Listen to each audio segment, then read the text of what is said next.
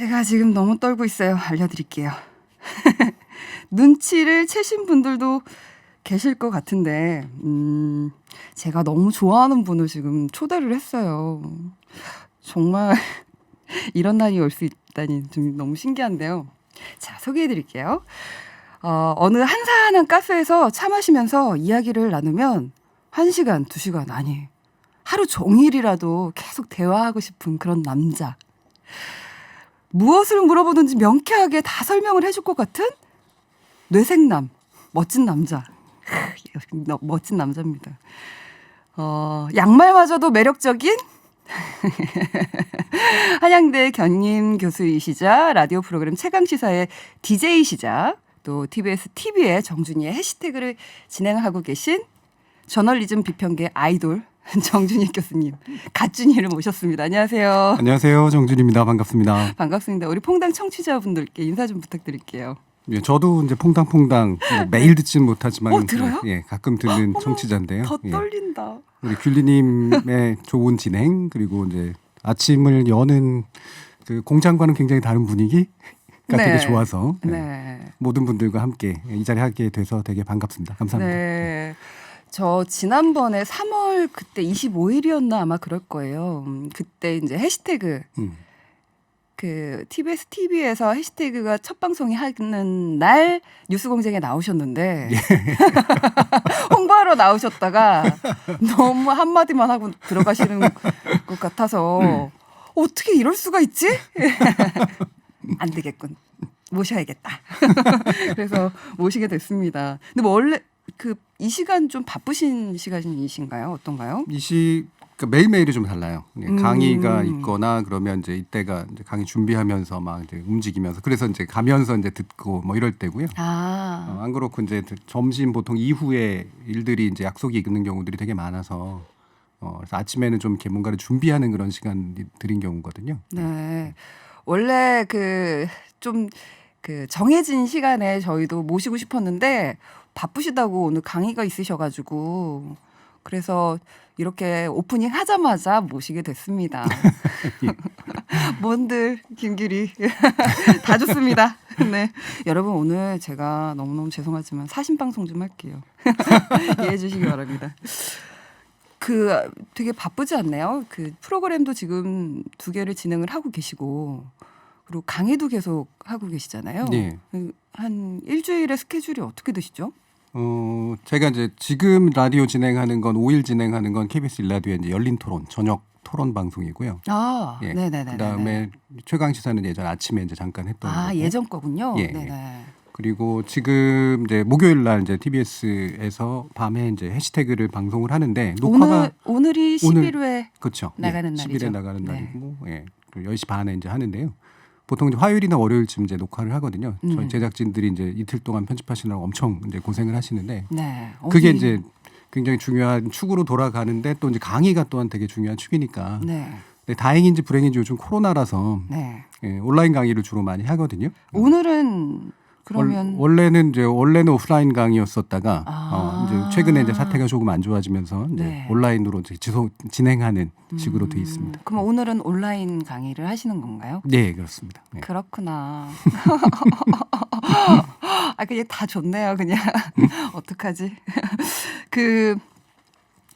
해시태그 얘기를 안 할 수가 없는데 이제 11회가 됐으니까 좀 안정적이어졌잖아요. 초반에는 1회 보고선 어떻게 막 이랬던 게 이제 마지막에 마지막 강의식으로 이제 마무리를 하시잖아요. 근데 거기에 이제 연단에 쓰는 것처럼 이렇게 해서 우리 교수님 떨어지면 안 되는데 약간 불안해 보였는데 지금은 청중이 없어요. 청중이 그냥 패널들이 나와서 청중이 보통 한 2분, 3분 정도 이제 시민분들 중에 모시고요. 그다음에 저희 공동 진행자 거의업단님이랑 그다음에 멜로키치님이라고 이제 트럼펫 해주시는 음악으로 끝내시잖아요. 마지막에 그분 그렇게 섞여서 이제 하게 되죠. 괜찮으세요? 저 되게 보고서 저는 정준희 교수님 팬으로서 아쉽다. 좀 그 꼭 청중이 있어야 될까 강의에 이런 생각이 했었는데. 그게 저희 PD님도 굉장히 많은 고민을 하셨는데 원래 연단 만든 것도 저를 좀 이렇게 부각시키려고 이제 해주셨던 거고 네. 원래는 청중을 좀 더 많이 둬서 아예 강의 분위기를 나게 하거나 아니면은 장소를 매번 좀 바꾸고 싶으셨던 것 같아요. 직접 시민들한테 찾아가서 같이 대화하듯이 이제 이런 원래 소통이 목적이니까 일방적인 강연보다는 그런 거였는데 어떻게 하다 보니까 이제 코로나 국면이 와서 많은 분들을 모실 수도 없고 그렇다고 저희가 막 밖으로 나가가지고 또 많은 분들을 찾아갈 수도 없고 그래서 어쩔 수 없이 이러고 있죠. 그렇군요. 해시태그 이제 11회니까 좀 안정적. 해시태그가 어떤 프로그램인 거죠? 이게 시사 프로그램으로 이제 돼 있습니다만 저는 이제 시사 교양이라고 이제 이름을 시사 교양 붙이고 싶은데요. 저널리즘 비평에 관련된 거죠. 그렇죠. 이제 내용적으로는 이제 저널리즘 언론들은 이제 비평하는 거긴 한데 네. 제가 제2에서 했던 비평들은 이제 시시각각 돌아가는 시사적 이슈에 관련된 저널리즘 보도에 관련된 비평 이렇게 돼 있는데 네네. 저는 약간 호흡을 좀 길게 하고 싶었어요. 그래서 이제 강의나 이런 것들도 집어넣고 대담도 집어넣고 이제 이랬던 이유 중에 하나가 제 중요한 전제 중에 큰 게 우리나라 저널리즘에 문제가 생기고 있는 가장 근본적인 이슈 중에 하나는 세상이 바뀌었는데 저널리스트들이 안 바뀌고 있다라는 거거든요.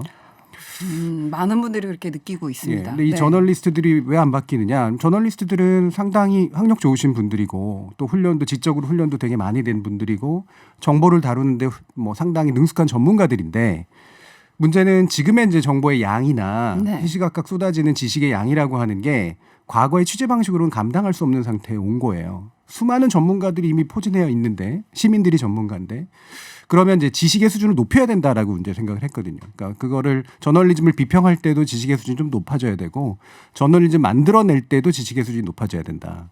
그러면 우리가 정치, 경제, 사회, 문화, 뭐 국제 다 다루는데 개별의 전문가가 된다기보다는 필요한 전문가들의 목소리를 잘 찾아서 잘 전달하려면 스스로가 준 전문가가 돼야 되잖아요. 그 전문적 지식의 토대를 한번 좀 깔고 싶다는 생각을 했었어요. 그래서 우리가 정치 뉴스를 이해한다 그러면 정치에 대해서 좀 이해를 해야 되고 경제 뉴스를 이해한다 그러면 경제에 대해서 어느 정도 이해를 해야 되니까. 그래서 그런 토대를 좀 깔면서 장기적으로 좀 긴 호흡으로 보고 싶다라는 생각을 해서 그래서 이제 교양이라고 하는 이름을 붙인 이유가 이제 그거죠. 그렇군요. 자, 여기까지가 이제 정중희 교수님이 이제 우리 해시태그를 홍보를 해야 되니까 여기까지 들어봤고요. 자, 이제부터도 퐁당 스타일로 갑니다. 그렇죠. 괜찮겠습니까? 그럼요. 사적이고 가까이 있어야만 들을 수 있는 이야기를 좀 듣고 싶어요. 왜냐하면 저는 정중희 교수님의 해박한 지식, 그러니까 되게 그 이야기 어떤 사안에 대해서 되게 풀어서 설명을 해주시는 거는 정말 많이 봤는데 저분은 도대체 어떤 분일까? 라는 거를 볼 수 있는 곳이 없었어요. 그래서 그런 걸 좀 다뤄보면 좋겠다라는 생각을 했습니다. 우선은 취향부터 알아보겠습니다, 여러분. 노래 선곡 좀 해달라고 했는데 우리 동네 사람들의 뜸드? 뜸드. 뜸드. 이게 무슨 뜻이죠? 뜸드? 랄랄랄라 같은 그런 의미 없는 의성 소리인데요. 되게 단다 이러면서 이제 우리가 음악을 들을 때 자기도 모르게 한 리듬감을 살리게 되는 거 있잖아요. 그런 이제 의미입니다. 이 음악을 선택한 특별한 이유가 있을까요? 사연이나? 이 우리 동네 사람들이 프로젝트 그룹이었어서 상당히 훌륭한 이제 뮤지션들이 모이신 건데 되게 아쉽게도 이제 금방 또 이렇게 사라지셨어요. 그래서 이 음반을 찾기도 굉장히 힘들어요, 요즘엔. 디지털 음반조차도 찾기가 되게 힘들고. 근데 이게 제가 한참 또 감수성이 있었을 시절에 그런 이제 들었던 노래이기도 하고 가사나 이런 것들을 자세히 들어보시면 젊은 분들이 나이가 들어가면서 느끼는 굉장한 감성들이 좀 있어요. 굳이 말하면 20대 후반, 30대 초반 또는 이제 그러니까 말초 사이에 걸릴 때 느껴지는 감성 같은 거 그런 거를 되게 잘 담아낸 그런 음반이라서 뜸드듬도 안에도 이제 그런 측면들이 되게 들어있습니다. 정중희 교수님께서 좋아하는 노래라고 하시니까 노래도 안 들어봤고 처음 듣는 노래인데도 그냥 좋네요. 혹시 이거 해주실 수 있어요, 교수님? 노래 그 DJ처럼 노래를 뭐랄까 소개를 해보신 적은 없으시죠? 노래 이렇게 함께 듣겠습니다. 뭐 이런 거 있잖아요. 시사 프로그램 하면서 이제 무슨 특집 같은 거 할 때 한두 번 해본 적은 있네요. 그러면 한번 해봐 주시겠어요? 노래 소개 좀 해주세요.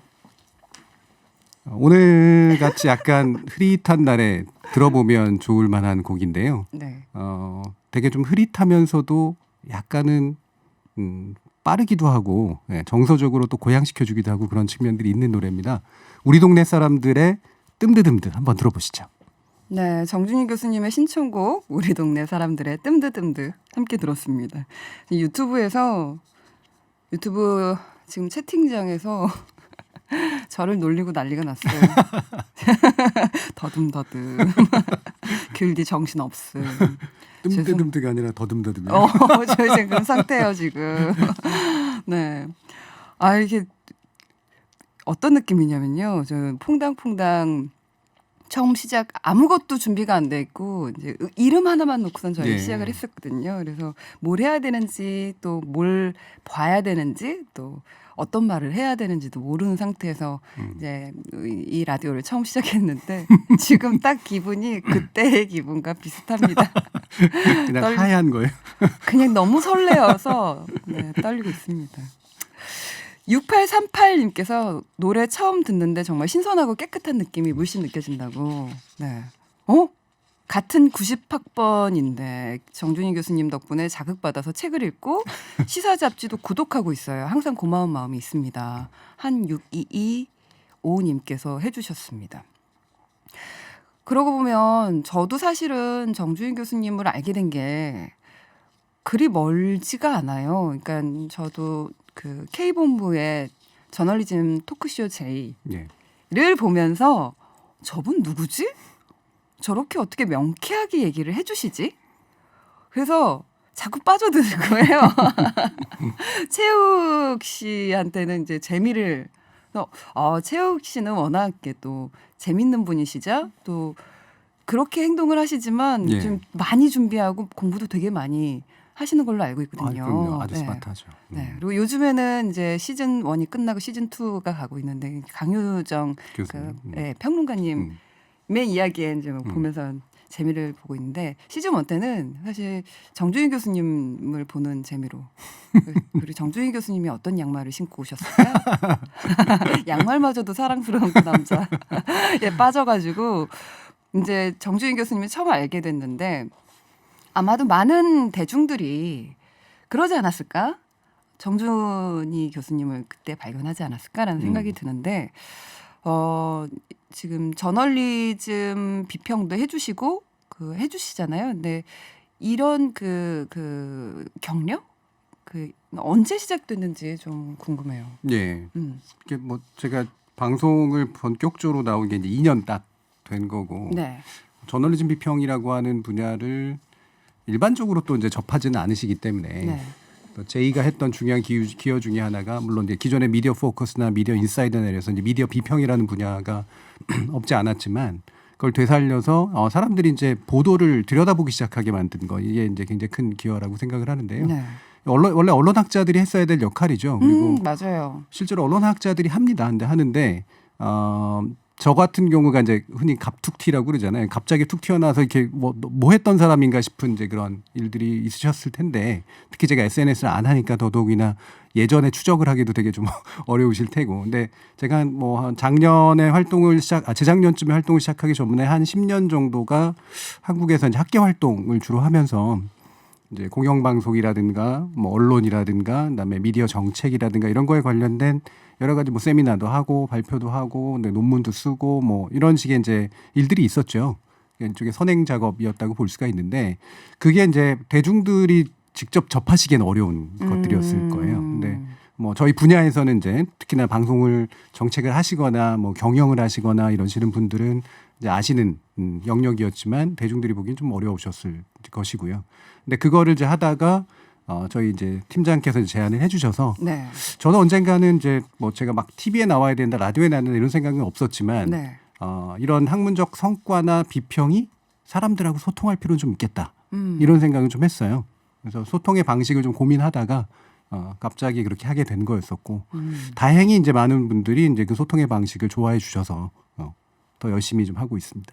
특별히 이 분야에 처음 여기에 좀 공부를 해봐야겠다라고 생각했던 어떤 계기들이 있으신가요? 혹시? 이게 제가 어디 김용민 씨 하시는 팟캐스트에서 잠깐 얘기한 적이 있었는데 네. 잘 모르시는 얘기들이긴 하지만 그러니까 언론학을 제가 선택을 했지만 저는 사회과학을 사실은 선택을 한 건데 그러니까 사회가 되게 궁금했어요. 네. 그러니까 80년대에서 90년대 사이가 우리 사회가 엄청 격변하던 시기인데 87년 민주화 이후로 도대체 사회라는 게 뭘까? 이렇게 모여 산다는 게 뭘까? 민주주의라는 게 뭘까? 뭐 이런 이제 좀 어렸을 나이에 그런 궁금증들이 굉장히 많아서 사회를 좀 들여다보는 그런 공부를 하고 싶었어요. 근데 그게 이제 특정 과를 가기에는 좀 뭐 경제학도 있고 뭐 법학도 있고 그다음에 이런 언론학도 있고 그런데 언론학은 비교적 신생학문이잖아요. 그래서 일반적으로 이제 신문방송학이라고 이제 돼 있는 거였는데 저는 사회를 들여다보는 그런 관점에서 봤을 때 저희 형이 이제 추천을 해줬는데 미디어라는 게 되게 새로운 영역이니까 그걸 통해서 한번 사회를 보는 게 어때?라고 이제 저한테 얘기를 해서 그것도 괜찮을 것 같아라고 해서 이제 들어가게 됐고요. 저한테는 이제 91년 경험, 제가 그때는 뭐 학생 운동도 하고 이럴 때였는데 91년에 의외로 굉장히 많은 분들이 돌아가셨거든요. 87년도 있고 80년도 있지만 사실 91년에 굉장히 많은 분들이 돌아가셨어요. 특별한 그러니까 강경대 열사라고 하는 분이 이제 명지대, 근데 거기서 시위하다가 이제 그 백골단의 쇠파이프에 맞아서 돌아가시고 그거에 항의했던 많은 분들이 이제 분신 자살도 하고. 그다음에 굉장히 이제 그 큰 대립이 있었죠. 그 당시가. 왜냐하면 우리나라 민주주의가 87년에 성취는 됐는데 제대로 된 민주주의 맞냐라고 하는 그런 문제가 굉장히 많았을 때였고 학생들이 여전히 굉장히 분노에 차 있을 때였었어요. 근데 그게 이제 죽음으로 이어지는데 그거를 한 방에 덮었던 게 언론들의 행동이었습니다. 예를 들면 죽음의 구판을 때려치워라라고 하는 그런 식의 컬럼, 우리가 잘 아는 어떤 작가분의 그다음에 뭐 주사파의 암약 뭐 이런 식으로 하면서 또 심지어는 돌아가신 그러니까 자신의 스스로 목숨을 끊고 항의의 뭐 이름 어떤 거로 목숨을 끊었던 분을 마치 누군가가 조종해서 배후 조종해서 자살을 시킨 양 이런 식으로 보도들이 이루어졌고요. 그게 저한테는 굉장한 상처가 됐어요. 그래서 언론이 어떻게 사람들의 심각한 이 죽음을 이렇게 엎어버릴 수가 있는가라고 하는 거에 굉장히 많은 것들을 느꼈고 제가 이거는 그냥 이렇게 불만만 가져서 될 문제가 아니라 이들이 왜 이렇게 됐을까를 좀 찾아봐야겠다라는 그런 생각을 했죠. 그래서 그때 생각했던 게 이제 언론의 권력화라고 하는 이슈였었고 그게 나중에 제가 대학원을 가서 이제 석사 논문을 그 주제로 쓰게 된 중요한 계기였었죠. 그렇군요. 언론 그 보도 뭐 이런 걸 보고 있으면 저널리즘을 보고 있으면 가끔 그럴 때 있거든요. 이건 도대체 뭐지? 뭔가 잘 모르겠는데 막 속은 되게 답답할 때 뭔지는 어디가 그게 답답한 건지 모르겠을 때 이제 정주행 교수님께서 해주시는 말씀을 딱 들으면 맞아. 거기 그게 답답한 구석이었구나. 이렇게 개운하고 시원한 느낌이 있어요. 뉴스공장 역시도 이제 공장장께서 그 바라보는 시각이라든가 이런 통찰력 많은 분들이 이제 공감을 해주시고 그래서 뉴스공장 청취율도 1위에 압도적이죠. 네, 압도적이죠. 네. 그런데 이제 거기에 버금가는 정주행 교수님의 명쾌함이 있습니다. 그래서 그 많은 대중들이 정주행 교수님을 좋아하는 게 아닌가 싶은데 아주 사적인 거 하나 여쭤봐도 돼요? 네. 양말은 누가 선택을 해주시죠? 뭐 저는 이제 제가 입는 것들은 대부분 다 제가 선택을 하는데요. 네. 예. 양말도 제가 선택을 하죠. 이렇게 저는 왜 양말에 꽂혔냐면 이렇게 그 무릎을 이렇게 꼬으시면서 양말 부분이 발목 부분이 드러나는데 항상 그 양말이 눈에 이렇게 보이더라고요. 그래가지고 많은 분들이 저를 비롯해서 많은 분들이 많이 질문을 해줬었어요. 네. 그러니까 뭐 이유 중에 뭐 굳이 말하면 이유 중에 하나는 남성들은 그렇게 이제 패셔너블하기가 좀 어렵잖아요. 여러 가지 면에서 뭐 화장을 하는 것도 아니고 기껏해야 이제 정장하면 넥타이 가지고 하고 또 이제 저는 또 가르치는 입장이 있기 때문에 약간 자유로운 복장이기도 하지만 또 그렇다고 또 완전 자유로울 수 없는 그런 복장이고 제 성격상 뭐 그렇게 막 되게 막 이른바 날티나는 옷을 입는 그런 스타일은 또 아닌데 그냥 그거는 있었던 것 같아요. 그냥 어떤 한 부분은 그냥 내 마음을 한번 표현해보자 뭐 이런 거. 제일 눈에 안 띌 법한 데에서 한번 마음을 표현해 보자. 뭐 이런 거 같은 거. 근데 이게 있었는데 이게 계기가 아예 없지는 않았던 게요. 제가 영국에서 공부할 때 채널 4라고 하는데 유명한 이제 앵커분이 계셨는데 이분이 굉장히 커멘트가 강한 분이었었어요. 근데 이분의 양말이 좀 독특했었어요. 네.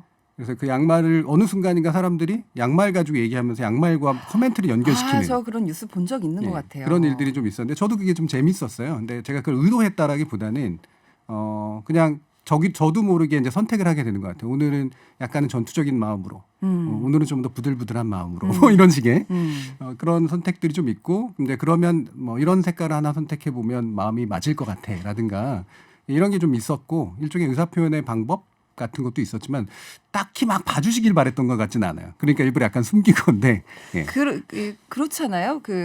우리 살면서 남들은 잘 발견을 하지 못할 곳에 혹은 나만 아는 곳 혹은 누군가 좀 유심하게 볼 수 있는 어떤 무언가에 자신의 노력을 자신을 표현하는 방법들이 있기도 하죠. 그렇죠. 오늘은 혹시 양말이 그래서 오늘은 무심하다라고 하는 그걸 표현하기 위해서 안 신었습니다.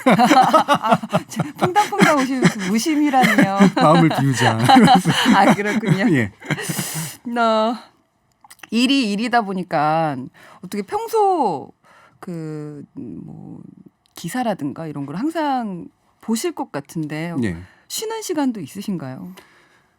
쉬는 시간이 있죠. 근데 제가 이렇게 막 휴식을 어떻게 보내세요? 뭐 일중독증이거나 이러진 않은데요. 네. 그러니까 쉬는 방법이 보통 사람들하고 막 비슷하고 그러진 않아요. 예, 이를테면은 막 뭐 흔한 뭐 예를 들면 친구들하고 술 한잔을 한다든가 뭐 대화를 나눈다든가 뭐 영화를 본다든가 뭐 이런 건 물론 있는데 약간 일과 쉼이라고 하는 게 좀 섞여 있는 삶을 좀 오래 살았어요. 일테면요? 이를테면은 이제 막 이렇게 저널리즘 비평하고 나가지고 이제 이제 쉬어야지 그러면서 하는 게 뭐냐면 그것이 알고 싶다 본다든가 뭐 이런 거거든요. 근데 그것이 알고 싶다를 보는 이유가 비평을 하려고 물론 보는 건 아닌데 이를테면 이제 이런 탐사 보도를 하는 것을 이렇게 막 보면서 거기서 내가 모르는 이야기들이 막 나오고 또는 이제 눈에 걸리는 것들이 나오고 이제 이런 거를 할 때 그게 의외로 또 쉼이 되거든요. 그래서 비평을 하기 위해서 보는 그런 일은 아닌데도 이 남자 완벽하다. 어떡하지? 뭐 그런 게 있는 것 같아요. 그래서 뭐 기사를 그냥 비평하기 위해서 보는 기사랑 네. 그냥 쉬면서 보는 기사가 또 약간 느낌이 다르고 그런 거죠.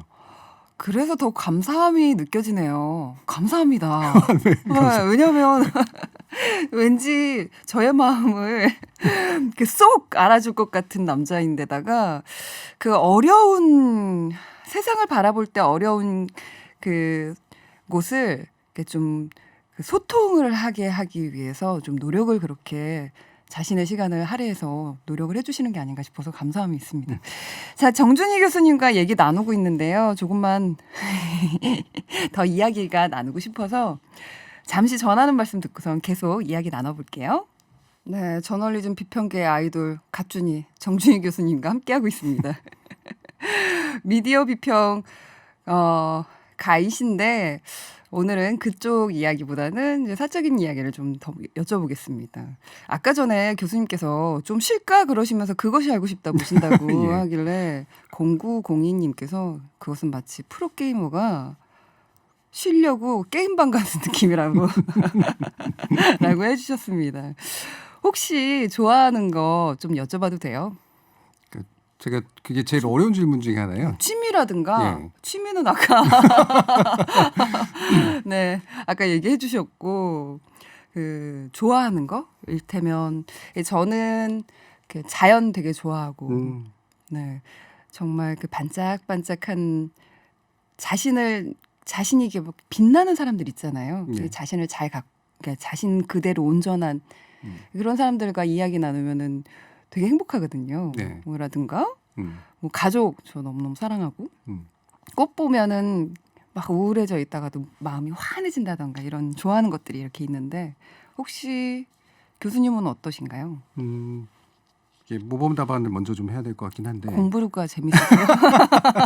가족 얘기를 해주셔서 이제 제가 막 되게 가족적인 스타일이거나 막 되게 막 살가운 스타일이거나 이러지는 않는데 책임감은 되게 좀 있는 스타일이에요. 네. 그래서 제가 책임을 느끼는 가족, 그렇죠? 그러니까 저희 처나 아이나 부모님이나 뭐 이런 분들을 생각할 때 한편으로는 되게 마음이 무거우면서도 한편으로는 이제 늘 그게 또 힘이 돼요. 그러니까 내가 책임을 져야 된다.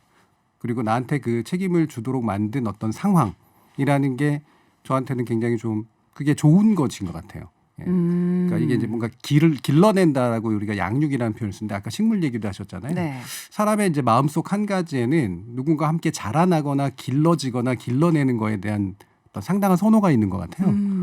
그래서 그게 나도 바꾸고 남도 바꾸고 이러는 과정이니까 교육도 제가 좋아하는 이유가 이제 바로 그런 방식으로 관계를 맺었을 때 같이 바뀌어가는 이제 그런 자라나는 과정 이런 것들을 되게 좋아하는 것 같아요.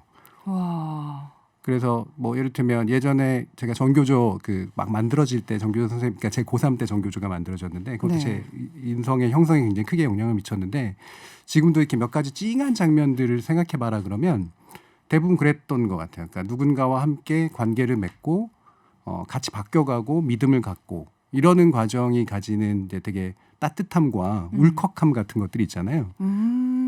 그런 게 되게 좋은 것 같아요. 그러면 코로나19 때문에 요즘 학생들이 사실은 학교에서 공부 못하고 이제 집에서 이렇게 영상을 보면서 공부를 온라인으로 했었고 이제 천천히 학교를 이제 나가게 됐잖아요. 네. 근데 오늘 원래 대면 수업이었는데 비대면으로 다시 바뀌기도 했고 어떠세요? 기분이 이제 선생님들의 마음을 이렇게 어느 정도는 짐작이 사실은 가는데 정말 어떨지는 뭐 잘 들어볼 기회가 별로 없었던 것 같아가지고. 그러니까 코로나라는 게 저는 우리 사회가 가지고 있었던 뭐 이게 한국 사회뿐만이 아니라 네. 다양한 사회들에게 있어서 당연하게 생각했던 것들에 대해서 뒤집어 보게 만드는 굉장히 큰 효과가 있었다고 보는데요. 일상의 소중함을 다시 한번 깨닫게 됐죠. 그렇죠. 그러니까 우리가 사람들하고 같이 살부벼가면서 만나는 게 얼마나 중요한가라는 걸 느끼게 해줬지만 또한 동시에 매번 그렇게 만나는 게 중요한가라는 생각도 하게 만든 것 같아요. 아, 그렇네요. 그렇게 안 해도 사실은 사회가 그래도 움직여지는 거를 예. 깨닫게 되는. 그러니까 예를 들면은 강의를 매번 그렇게 만나면서 해야만 되는 건 아니거든요. 온라인으로도 충분히 어떤 면은 더 만족하는 강의를 할 수도 있고. 영상에 조금 그래도 교수님께서 편하셔서 그런 거 아닌가요? 뭐 이제 다른 교수님들은 너무 있지만, 힘들어하시는데. 예. 그러니까 학생들도 처음에는 굉장히 불편해하다가 맞아요. 나중에 되게 익숙해하고 또 어떤 분은 또 피곤해하고 힘들어하고. 그러니까 이 딱 그 중간인 거죠. 어느 정도까지는 안 만나도 우리가 같이 관계를 만들어 나갈 수가 있는 거고 어느 정도는 또 반드시 만나야 관계의 질이 좋아지는 그런 측면들이 다 같이 있는데 그냥 한두 가지 방법으로만 그 관계에 대해 생각을 했던 것 같아요. 근데 저는 사실 그 이전에 이미 우리나라 대학 교육이나 초중고 교육이나 이런 것들이 교육이 가지고 있었던 되게 중요한 측면을 많이 잃어버렸다는 생각을 되게 많이 하거든요. 네. 그게 일상적인 접촉의 문제나 이런 걸 떠나서 되게 그 관계를 맺었던 사람들의 눈을 응시하고 그 사람과 함께 내가 같이 바뀌어가는 되게 이상적인 얘기인지 모르지만 저는 그게 교육의 굉장히 중요한 측면이라고 생각을 하는데 되게 도구적이 됐잖아요. 예. 뭐 솔직히 말하면 대학은 학위 장사하는 거고 많은 부분에서 초중고 교육이라는 공교육이라고 하는 것도 결국은 좋은 대학을 가기 위해 거쳐가는 관문인 거고. 제가 이제 유학 가기 전에 학원에서 잠시 아이들을 가르친 적이 있었는데. 그래요? 네. 고등학교 그 친구들 아직도 만나거든요. 아, 네. 그 친구들이 전체 초중고까지의 삶에서 가장 선생님하고의 관계가 좋았고 자기가 동료들하고의 관계가 좋았다고 기억하는 게 딱 제가 그 강의했던 1, 2년간의 기간이라고 그러더라고요. 죄송합니다. 저도 그때 이제 좀 젊은 나이였었지만 이제 그런 교육을 해보고 싶었고 그때는 뭐 대학 강의를 할 때는 아니니까. 근데 그 친구들도 초중고 교육을 거치지만 사실 학원의 어떤 특정 클래스에서 이제 만난 거죠. 이제 그런 거를. 근데 그때 그 관계 맺음이 그 친구들의 삶도 많이 바꾸고 저의 삶도 많이 바꿨거든요. 네. 그러니까 이게 공교육의 장이 됐건 뭐가 됐건 간에 그런 교육이라는 걸로 하는 서로 간의 관계를 맺고 서로의 삶을 바라보고 서로의 삶이 바뀌어가는 이런 거를 우리가 진지하게 느끼고 하려고 한다면 그게 이제 대면 접촉이든 비대면 접촉이든 중요한 건 접촉의 방식이지. 그리고 관계 맺음의 방식이지. 어떻게 그냥 뭐 만나느냐라고 하는 건 좀 다른 문제가 아닌가라는 생각을 또 요즘 많이 하죠. 네. 빨리 그 일상으로 우리가 알던 그 일상으로 좀 회귀하고 복귀했으면 좋겠다는 생각을 합니다. 네. 그 유튜브에서 귤디 턱받이 하지 마. 설레니까 하지 마. 제가 저도 모르게 턱받이를 하고 교수님을 이렇게 바라봤네요. 그러면은 이걸 마지막으로 여쭤볼게요. 그 세상을 바라볼 때 어떤 마음과 시각을 가지고선 바라봐야 되는지, 혹은 그런 그 길러내는 눈을 좀 길러내려면 어떤 노력을 해야 되는지. 그냥 주는 기사들이나 그냥 그 취향대로 보긴 하지만 좀 더 현명하게 세상을 바라볼 수 있는 그 팁 좀 알려주세요. 참 어려운 거죠. 저도 제가 그러고 있는가라는 의심을 늘 하는데요.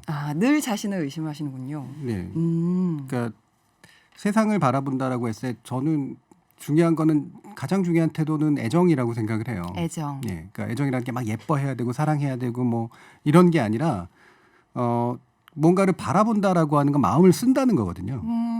마음을 써서 해야 되죠. 그러니까 진지해야 되고 애정을 가져야 되고. 그러면 이제 그 마음을 쓰기 위해서 또 우리가 필요한 건 알미거든요. 근데 뭔가를 알아내려면 사전에 알미 또 필요해요. 그러니까 새로운 알미를 위해서는 기존의 알미 있어야 돼요. 그러니까 앞에 알미 없으면 두 번째 알미 안 나타나거든요. 근데 이거는 한 방에 되는 게 아니잖아요. 네. 그래서 세상을 우리가 알아가는 건 대단히 단계적이에요. 앞에 것들을 알았을 때야 비로소 보이는 것들이 이제 생기게 되기 때문인 거죠. 그리고 그걸 알려고 노력하는 태도가 이제 되게 중요한 거고요. 그래서 일단은 내가 진지하게 뭔가를 알고자 노력하고 그러니까 대상에 대해서 나의 애정을 투사하고, 그다음에 내가 아는 만큼 보인다라고 하는 생각으로 그 앞에 암들을 되게 좀 잘 다져가려고 노력하는 것이 되게 중요하다. 너무 크게 점프를 해서 왜 나는 다 아는 것 같아라든가, 아니면 내가 아는 건 왜 이것뿐이 없지라고 하는 그 사이에서 좌절과 어떤 자기 오만 사이에서 왔다 갔다 하는 게 대부분의 인생인데, 그렇지 않고 대부분은 아는 만큼 보이고 보이는 만큼 또 행동하고 이러는 것들이기 때문에 그거를 차근차근 밟아간다라는 생각을 하는 게 좋을 것 같아요. 그리고 주어진 거를 주어진 대로 보려고 하지 않는다는 태도도 대단히 중요하죠. 나를 계속 의심을 하며, 그렇죠. 내가 맞는지, 예. 내가 보고 있는 게 모든 거의 기본은 사실 애정이네요. 네. 애정이 있어야 또 알고 싶어하는 궁금증도 생기는 거고. 네. 그런 것 같습니다. 저는 코웃음 치면서 바라보는 건 제일 피해야 되는 일이라고 생각해요. 자만하지 말라. 좋습니다. 감사합니다. 정진희 교수님 이제 보내드려야 될 것 같은데, 두 번째 신청곡 아까 전에 또 여쭤봤어요. 근데 이 곡을 신청해 주셨네요. 네. 이규석의 기차와 소나무. 네. 특별한 이유가 있을까요? 딱 이게 MT 감성입니다. 오늘 날씨 그런 감성이에요. 네, 사실. 오늘 날씨도 그렇고 네. 우리 필리님 만나러 오는 거, 그다음에 네. 퐁당퐁당 식구들과 함께 하는 이 자리도 제가 약간은 여행 가는 듯한 느낌이었던 감사합니다. 것 같아요. 예. 그래서 한번 같이 들어보고 싶습니다. 혹시 이 노래를 이 노래를 생각을 했을 때 어떤 장면 같은 추억의 어떤 그 한 장면이 있나요? 그렇죠. 근데 왜 MD 예전에 특히나 MT 갔을 때는 되게 좀 뭐 이렇게 경의선이니 뭐 교회선이니 이런 옛날 기차들이 있었을 때고, 네. 간이역, 되게 작은 역들이 있을 때잖아요. 있었어요. 네. 그 기차 소나무란 말 자체 안에 나오는, 가사에 나오는 게 딱 그 장면들이고요. 되게 사람들이 잘 찾아오지 않지만 가끔씩 이렇게 찾아가 보게 되는 그런 되게 일상에서 벗어난 듯한 모습이 누군가한테는 일상일 텐데 그런 느낌이 잘 섞여 있고, 이분의 목소리 자체가 너무 청아해요. 굉장히 맑은 목소리이기 때문에 그 맑은 목소리가 내가 이제 어딘가를 떠나온 듯한 그런 느낌하고 잘 결합이 돼서 되게 아스라함 느낌, 이런 것들을 만들어주는 것 같아요. 저는 이 노래 하면은 제가 처음 기차를 탔을 때 몇 살이었는지 기억도 안 나요. 그냥 부모님하고 같이 기차를 탔던 것 같은데, 그 기차 안에서의 그 풍경, 타닥타닥 타닥타닥 하면서 그 기차 안에서 소리와 지나가는 그 풍경들의 이미지가 한 컷으로 남아 있어요. 아마도 많은 분들도 이런 자신만의 추억이 있는 그런 노래가 아닐까라는 생각이 드는데, 자, 정준희 교수님이 신청해 주신 두 번째 곡입니다. 이규석의 기차와 소나무 함께 들으면서 정준희 교수님 과는 인사를 나눌게요. 오늘 나와주셔서 감사합니다. 예, 오늘 즐거웠습니다. 감사합니다.